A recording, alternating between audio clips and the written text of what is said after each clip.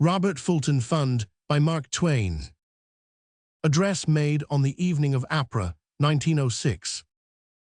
Mr. Clemens had been asked to address the association by Gen. Frederick 500, Grant President.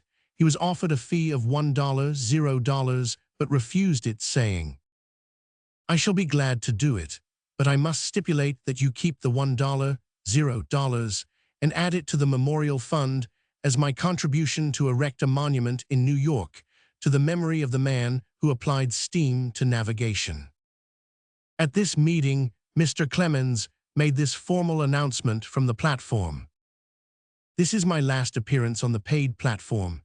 I shall not retire from the gratis platform until I am buried, and courtesy will compel me to keep still and not disturb the others. Now, since I must, I shall say goodbye. I see many faces in this audience well known to me. They are all my friends, and I feel that those I don't know are my friends too. I wish to consider that you represent the nation, and that in saying goodbye to you, I am saying goodbye to the nation. In the great name of humanity, let me say this final word. I offer an appeal in behalf of that vast, pathetic multitude of fathers, mothers, and helpless little children. They were sheltered and happy 2 days ago.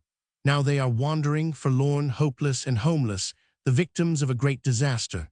So I beg of you, to open your hearts and open your purses and remember San Francisco, the smitten city. I wish to deliver a historical address. I've been studying the history of let me see." Then he stopped in confusion and walked over to Gen. Fred 500, Grant, who sat at the head of the platform. He leaned over in a whisper and then returned to the front of the stage and continued, "Oh yes, I've been studying Robert Fulton. I've been studying a biographical sketch of Robert Fulton, the inventor of let's see, yes, the inventor of the electric telegraph and the Morse sewing machine. Also, I understand he invented the air.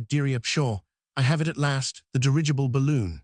Yes, the dirigible, but it is a difficult word, and I don't see why anybody should marry a couple of words like that when they don't want to be married at all, and are likely to quarrel with each other all the time.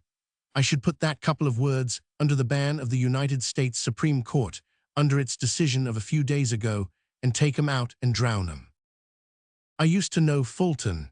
It used to do me good to see him dashing through the town on a wild bronco. And Fulton was born in, well, it doesn't make much difference where he was born, does it? I remember a man who came to interview me once to get a sketch of my life. I consulted with a friend, a practical man, before he came to know how I should treat him. Whenever you give the interviewer a fact, he said, give him another fact that will contradict it. Then he 100 go away with a jumble that he can't use at all. Be gentle, be sweet, smile like an idiot, just be natural. That's what my friend told me to do, and I 999 it. Where were you born? Asked the interviewer. Well, I began. I was born in Alabama, or Alaska, or the Sandwich Islands. I don't know where, but right around there somewhere. And you had better put it down before you forget it. But you weren't born in all those places, he said. Well, I've offered you 3 places. Take your choice. They're all at the same price. How old are you? He asked. I shall be 19 in June, I said. Why, there's such a discrepancy between your age and your looks, he said. Oh, that's nothing, I said. I was born discrepantly. Then we got to talking about my brother Samuel, and he told me my explanations were confusing. I suppose he is dead, I said. Some said that he was dead, and some said that he was. 999, you bury him without knowing whether he was dead or not, asked the reporter. There was a mystery, said I. We were twins, and one day when we were 2 weeks old, that is, he was 1 week old and I was 1 week old, we got mixed up in the bathtub and one of us drowned. We never could tell which. One of us had a strawberry birthmark on the back of his hand. There it is on my hand. This is the one that was drowned. There's no doubt about it. Where's the mystery? He said.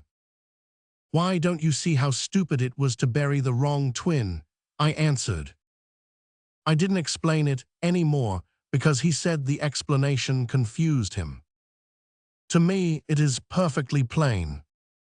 But to get back to Fulton, I-1000 going along like an old man I used to know who used to start to tell a story about his grandfather. He had an awfully retentive memory, and he never finished the story because he switched off into something else. He used to tell about how his grandfather one day went into a pasture where there was a ram. The old man dropped a silver dime in the grass and stooped over to pick it up. The ram was observing him and took the old man's action as an invitation. Just as he was going to finish about the ram, this friend of mine would recall that his grandfather had a niece who had a glass eye. She used to loan that glass eye to another lady friend who used it when she received company.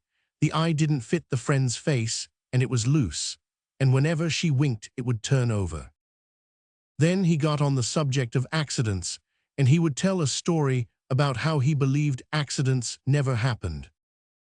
There was an Irishman coming down a ladder with a heart of bricks, he said, and a Dutchman was standing on the ground below.